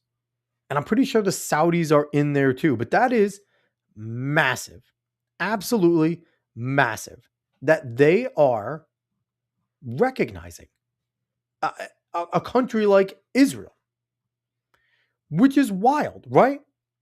Israel and Morocco have an agreement. Kazakhstan, Somaliland are in on this. This is something Oman I'm seeing over here. This is it's been wild to see everything that has gone on. And what does that mean? Okay, it has some structure of peace over in the Middle East, which is important, right? But what did it really do? What it did was Iran is the biggest state sponsor of terror in the region. Iran firmly backs Hamas and other fighting terrorist insurgencies in order to cause chaos in the region and destroy Israel. All the other countries kind of lived in fear of Iran because Iran had the money, they had the resources, they had the Muslim Brotherhood behind them. And that's a big faction. That's a huge player, the Muslim Brotherhood. So all these other countries had to play ball. What the Abraham Accords has done is it made it so that these countries can go, no, fuck you, Iran. You're not the major player anymore. We're going to join together with the backing of the United States, recognizing Israel, and we are going to slowly, not militarily, not what Bush and Cheney were trying to do. We're not going to militarily boots on the ground American box in Iran. We are going to go and just take away their power of fear over other countries. It's exactly what we did. And then October 6th happened. And it was brutal. Israel and Gaza started fighting. And that war has been going on, and they're at a ceasefire-ish. They still do things, but ceasefire-ish. But what happened when Iran decided to get involved? We didn't hesitate. We gave them, 90 days, 60 days? That's not a long time. And on the 60th or 90th day, whatever it was that day, we destroyed their nuclear capability. And what did that do? That told everyone in that region, we're dead fucking serious about Iran. We're not messing around when it comes to Iran, that they are not the big dogs in the region and we have everyone's back. All you individuals that joined in the Abraham Accords that risked your necks supporting Israel, you made the right decision. You picked the right ally. They're the ones that you need to trust, United States. That snowballs, right? Because what does that show? The mullahs didn't do shit. Ayatollah Khomeini didn't do anything after that. Right? I think they might have launched a small strike. The ISIS strike, killed 2 servicemen. That sucked. But that was like their big moment, right? That weakness there stems exactly what we're seeing in Iran today. Because the Ayatollah was made to look weak, no one in the region is scared of Iran anymore. Iran had to back off of, supporting Hamas as much. It changed everything in that region. And what did the Iranian people do? The Persians in Iran do? They have been fucking raging for 10 days trying to overthrow the Ayatollah. The Ayatollah has plans of fleeing. People are being slaughtered in those streets. Last I saw, low I saw was 2,000 dead, high 10,000. They're fighting. They're fighting for their freedom. They would have never done this if they didn't see the weakness that Ayatollah Khomeini had, the weakness that he showed, and the fact that the United States was not afraid to stand up to him.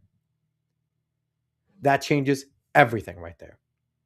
So also, what does that do for America, right? Because I'm talking a lot about Iran, the Middle East, everything. What does that do for us here? How is Iran being destabilized America first? How is Iran overthrowing Ayatollah Khomeini America first? How is peace in the Middle East America first? Here's how.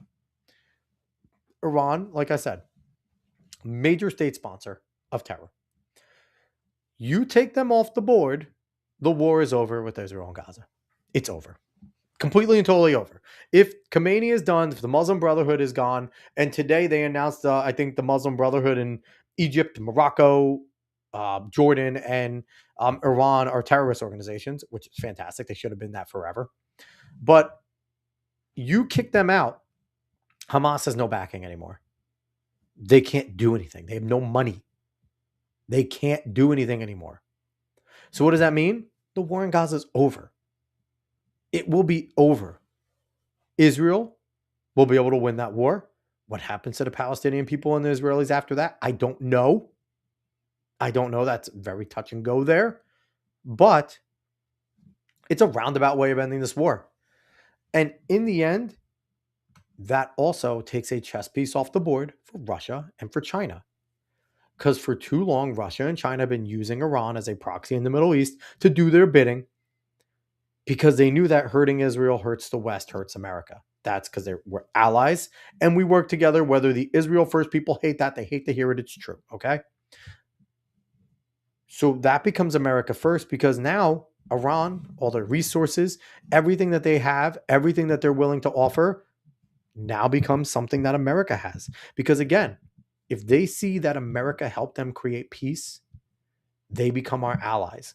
If Iran is taken off the table as the major state sponsor in that area, that is a huge win. A massive win. Because ISIS has been all but eradicated, Hamas would be screwed, and the Muslim Brotherhood would be on the run. Egypt is a loose ally. Morocco's made the Abraham Accords. Jordan, we have allies in Jordan. Lebanon, we're loose allies. We're not at war. We're not as hostile with any of them. Afghanistan has the Taliban. We'll see how that goes. We've kind of forgotten about them. We might have to readdress them. Who knows? But if Iran going, that stabilized that region, that now creates allies for raw materials, for more oil, and to choke out production and things that go to China and Russia. Again, geopolitically helping us. And when they become allies, that is America first, because now that's it. We don't have to waste resources anymore. We don't have to help out Israel in terms of money and military technology. Oh, and on top of that, that gives Ukraine a better chance against Russia, because now Russia is not able to have individuals that help them with oil, buy their oil, or work with them. So again, stabilizing the region, creating more allies, getting more deals done. America first there. Okay, let's get to a few comments. Didn't Trump make a truce or a peace with Kim Jong-un at one point? This was in his first term. He's the first and only president to ever cross the DMZ, the demilitarized zone, without any security. He walked from the South Korean side across the demilitarized zone and went and met with Kim Jong-un. And him and Kim Jong-un have had a great relationship since. And we don't hear much going on from North Korea. They fire a missile every once in a while. It's North fucking Korea, right? But we don't hear much. Not half as much as we heard throughout the past 20 years with his father, with Kim Jong-il and now Kim Jong-un. So there's that. But yeah, he did. He managed that. He managed to get over there and have a good relationship with Kim Jong-un. And if he did manage that, it's quite the accomplishment considering North Korea has been playing defense for many years. Yeah, no, he did. They're not quelled completely. But again, another piece that now is an open line of communication. Where before North Korea is fully and totally in China's ally, and they still are.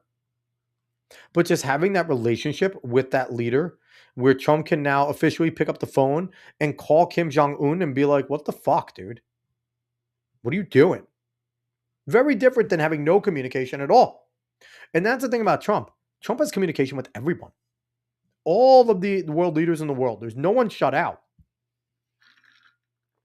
Whether it's Putin, whether it's Xi, whether it's, they're not cut out.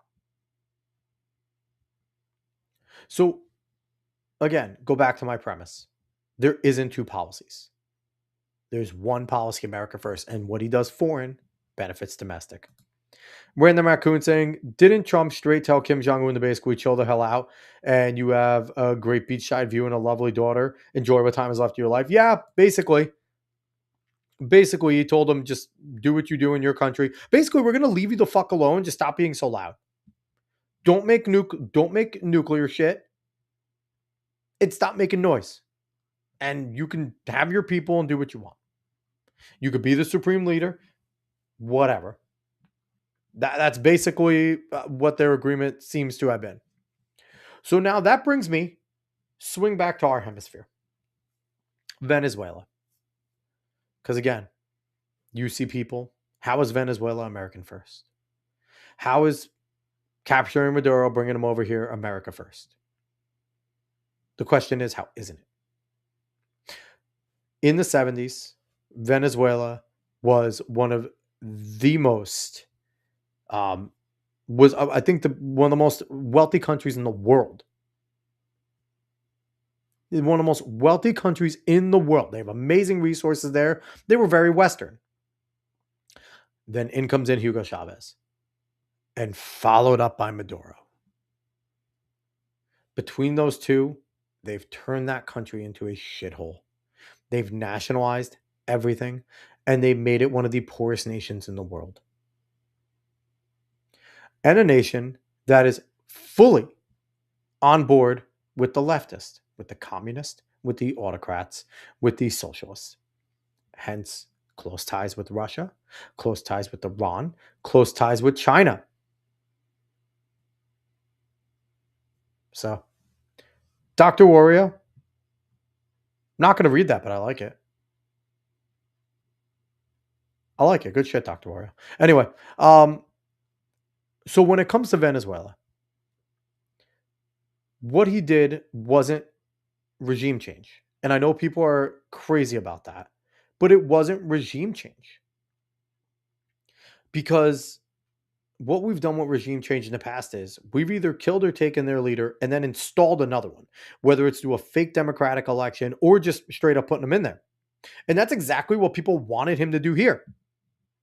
But no, what did Trump do? Trump did things his way. He did a ridiculously good, the military did an incredible operation. 2.5 hours in and out, under 4 minutes of taking Maduro out. And then what did he do from there? He didn't just go and say, your whole regime is done. You're gone. What did he do? He told the vice president, get sworn in. It's your country now. But you're playing by my rules. You are playing by my rules. If you want to at least stay till the elections, you listen to me. You listen to what we say. And what's happened since then? I mean, they've listened to what we've said, right? We got 50 million barrels of oil out of it. They are going to allow our oil tycoons or wherever they are to go in and replenish their country with that. We told them, don't touch your people. Now, there's been reports that they're starting to arrest anyone that's showing support or anything like that. I don't know. But what he basically told them is, we're under control. And then they made a deal. This regime, who still hates Trump, who still hates America, the Maduro faithful, were basically strong-armed into making a deal that they are going to only buy American. That's insane, guys. You want to talk about America first? That's America first. Right? And now I know people are going to say when I'm talking about this, oh, all of you MAGAs, you were all against intervention, but now you're all gung-ho, you're all neocons. No. I'm against fighting other people's wars. I don't want to go in and fight on the side of Ukraine. I don't give a fuck about Ukraine. Do I want Ukraine to win? Sure. They're a sovereign nation invaded by another sovereign nation. Do I want Ukrainian people to die? No. Do I want Russian people to die? No. I don't want either side to die. But wars happen.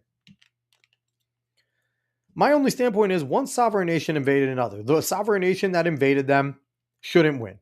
Now, they're bigger, they're stronger. They have a better chance at winning. But do I want to put American boots on the ground there? Absolutely not. That's not our war. Israel, Gaza. Same thing. I don't want Palestinians to die. I don't want Israelis to die. They're at war, though. They've been at war forever.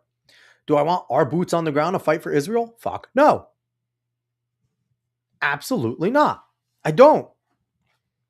Not our war. Not our fight. Iran is a different scenario. Iran has our interests because, like I said, They are the stabilizing force, similar to how we needed to take out Iraq. Now, we went about it the wrong way, but Iraq was the major player in the region. They were the third strongest military at the time when we invaded Iraq. Taking out Saddam Hussein was probably the right thing to do. The way we went about it afterwards was completely the wrong way. But overall, I mean, everyone likes to tout like, oh, there were no WMDs, we were lied to. I think you're a fool if you think that. I think it's a popular thing to say, but it's also wrong. I think people forget that for a decade, they were not allowing inspectors, whether UN or Americans, to see what they have. And if they did, they were reporting there was obvious signs that things were moved. I think it's very easy to believe that, like they did before, the Iraqi people, the government, moved any of their weapons of mass destruction or chemical weapons before Americans or inspectors could get there, before they allowed them in. And there were friendly nations that they could move them to and bring them back. They were the major power player in the region. We knew that they used chemical weapons against their own people. That was factual. Okay? So the whole entire, now, was the premise of WMDs the one that's being used to go in there, and then was there ulterior motives? Definitely, right? Same way that the drugs were the motive for Venezuela. We know that wasn't the only motive, right? But I always hear people saying, oh, we were lied to about WMDs. No, we weren't. It was the pretense to go in, and you'd be a fool to think that Iraq didn't have them, being the third strongest military on the planet at the time, using chemical warfare against their own people, major weapons of mass destruction level, chemical weapons. Like, so I digress. What Iran does is, again, bring stability to that region. That is an American interest. Back to Venezuela. When it comes to boots on the ground, I'm not opposed to boots on the ground if necessary. What I don't want is long, drawn-out wars. Trump doesn't have a track record of long, drawn-out wars.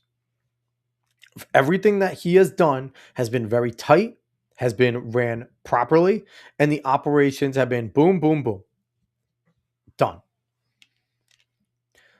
American casualties have not generally come. I don't know if there was the ISIS stuff, and we had casualties during defeating ISIS in his first term. That was a 2.5-year war, basically inherited from Barack Obama. And he finished it. Obama took 8 years to get 50% done, and Trump took 2.5 to finish the job. That was his longest war. Everything he's been done since has been strategic bombings, and any boots on the ground have been targeted. I don't know if we've lost a soldier in any of his official operations. So that is why, when it comes to everyone's like, oh, intervention, boots on the ground, Trump's track record doesn't give me any reason to think that we're going to be in a long war under him. His track record to me is, okay, what's the best thing we have for this situation? Okay, that's the best weapon. How can we strategically use it? Okay, draw up a plan. Give me a few. I like that plan. Let's use that one. Execute it when you can. I'll give the signal. And that's the track record we've seen. So that's why, for me, when I hear him saying, hey, we're going to go support the Iranians, as much as I don't want anyone to be in the Middle East, I have more faith in the way Trump uses our military to just go in there with the targeted attack. I don't think he's going to go in there with this big ground force and tanks coming in and a slow move in, and we're going to go and ground fight. Like, that's not his style. He doesn't want to do that. He doesn't want to put all those soldiers in harm's way. I think if he goes in, what it's going to be is, we know where Khomeini is, and similar to Maduro, we're probably just going to go blow him the fuck up. We're probably not even going to go take him. We're just going to go kill him. I think Khomeini knows that. And I think that what Trump has been doing is signaling to him, we're coming. We are coming. Stop. Leave, or we are going to kill you. And again, it's not boots on the ground. If there is boots, it's special forces. And they go in, they get the job done, they get out. They don't play around. So that is what I've seen. Now, I know people are stressing about Cuba. They're stressing about Mexico. They're stressing about Colombia and things like that. As much, again, as I don't want to be in any wars with these countries. But none of them scare me. Because out of all of them, the two big fish were Venezuela and Iran. And I said in another podcast, I'll say it again. Russia and China ain't going to do shit. They didn't. You would think they would have done something when Trump bombed Iran. That's one of their big allies, one of their proxies. They did nothing. Okay. We went and took Nicolas Maduro, someone who Iran, China, and Russia are very friendly with. The day before, it's reported that Maduro just got done meeting with Chinese delegates. What'd they do? Strongly worded things? Nothing. Everything Trump essentially does, from what I see, he believes is going to have a benefit here in America. And he's playing a very dangerous game. He's gambling very much. But I think he feels he needs to. Because the acceleration of not only illegal immigrants in this country under the Biden administration that hurt us significantly, which he's working on with ICE, right? But also the way Biden allowed countries to move internationally changed the way everything Donald Trump probably wanted to do here. So it's significant the way he's moving. Oh, Greenland. I forgot to talk about Greenland.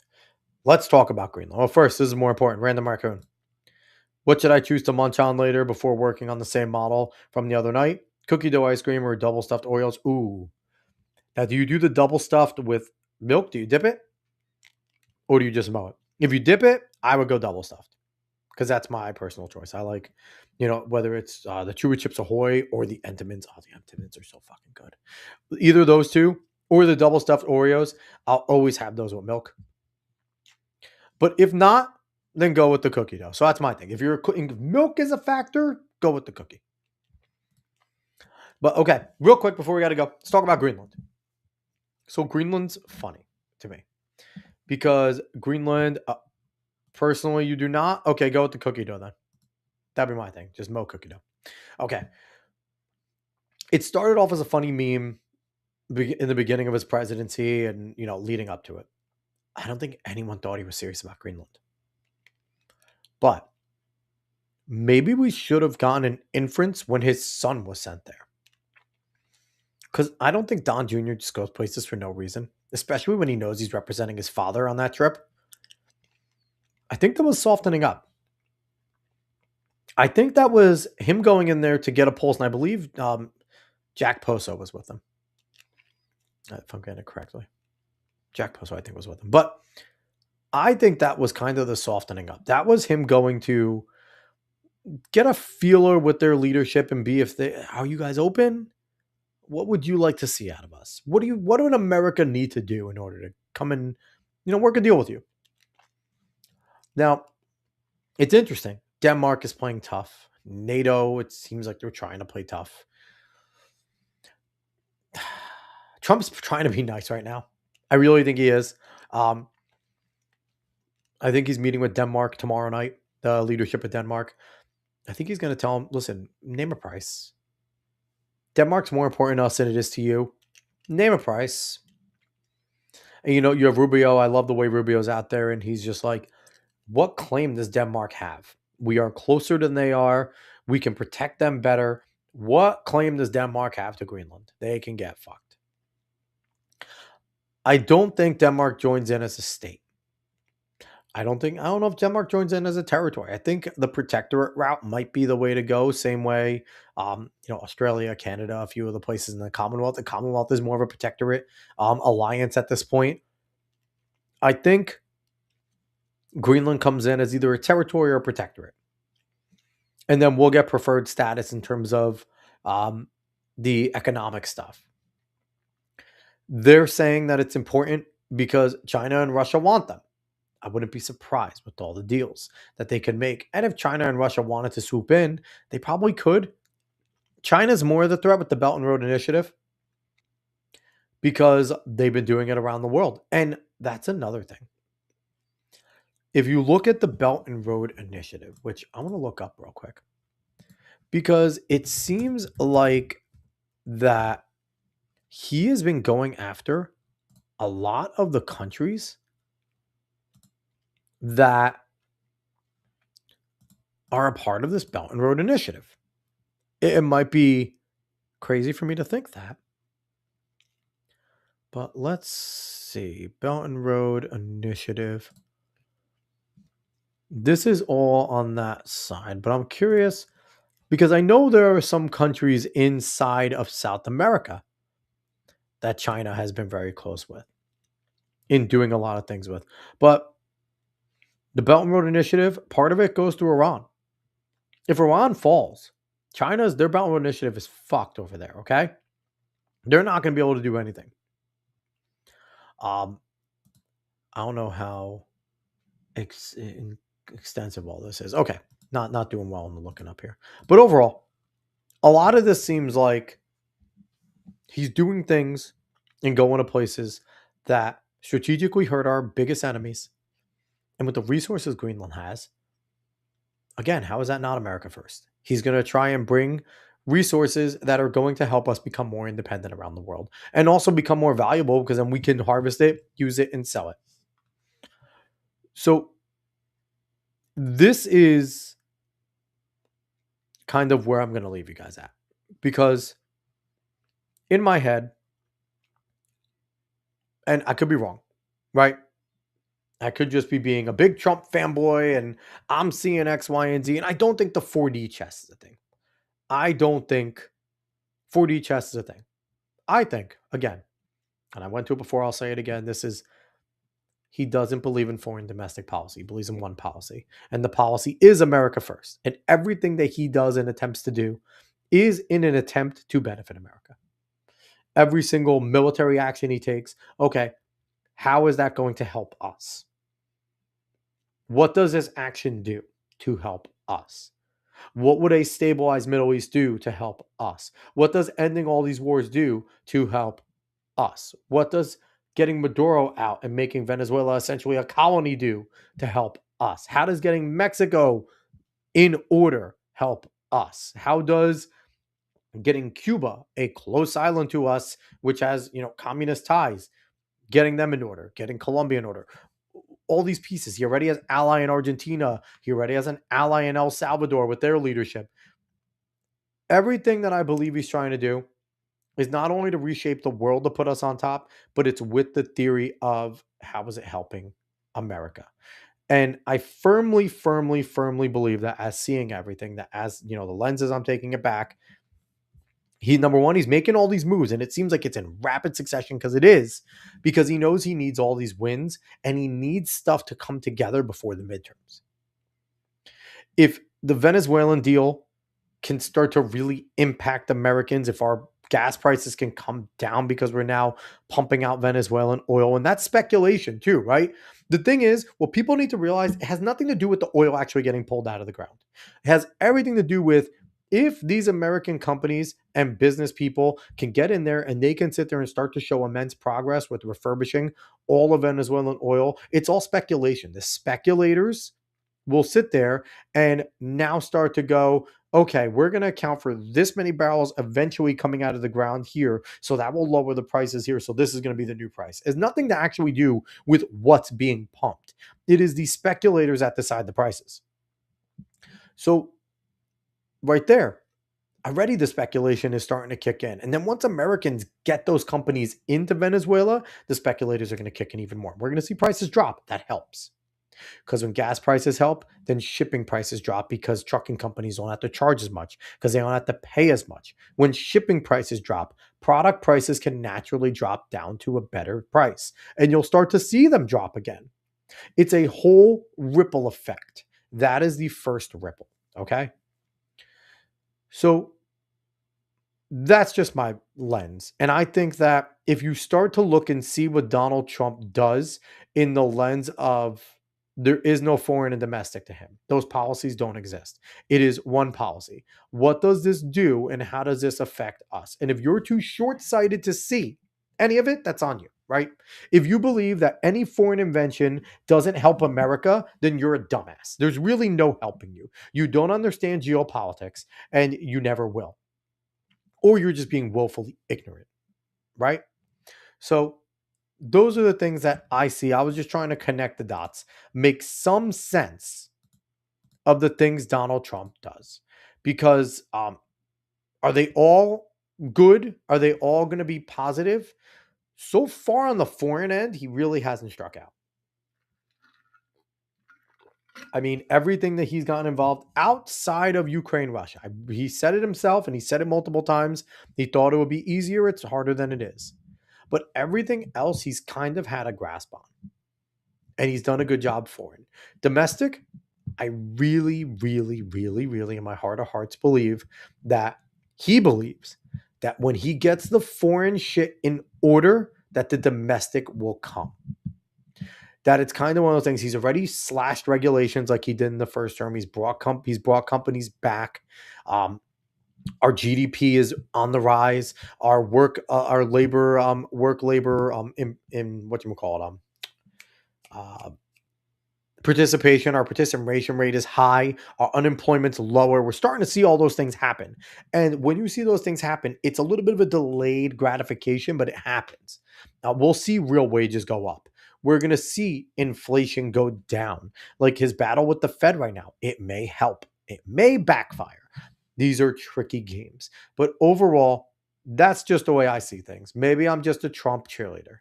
But the way I'm seeing it is, the more I look at it, he doesn't believe in two policies. There's one policy. How does it help America? Is it America first? And that's how he makes all of his decisions. So, all right, everyone. I'm getting out of here. I did enough yapping at you guys. I thought we had a little fun with the side scrollers hot takes. That was cool to do. I enjoyed that. I also, tough and somber time. Again, rest in peace, Scott Adams. That's tough news to hear. He was fantastic. But, thoughts of prayers and family. But then talking about Trump and how we should reshape things. So I'm going to jump out of here. I enjoyed hanging out with everyone. Nate, Random Raccoon, even Dr. Wario come in and giving in his little rap. I appreciate all of those things. And I hope you guys have a good night. I'll be back tomorrow, I believe, with David. We were supposed to have a guest. We had to push that back. I don't know if we're going to have a guest. So me and Dave, when Dave's usually around, I make him figure out what the fuck we're doing. So we'll figure out. Dave will figure out what we're doing. I'm going to put it on him. And then we'll have some fun. So we'll be back tomorrow night. So, all right, everyone. I appreciate everyone that watched, wherever you watched from. YouTube X, Facebook, Kick, Rumble. Go follow us on the socials. If you didn't smash that like button yet, please go do it. Subscribe. And I'll see everyone tomorrow. Later, y'all.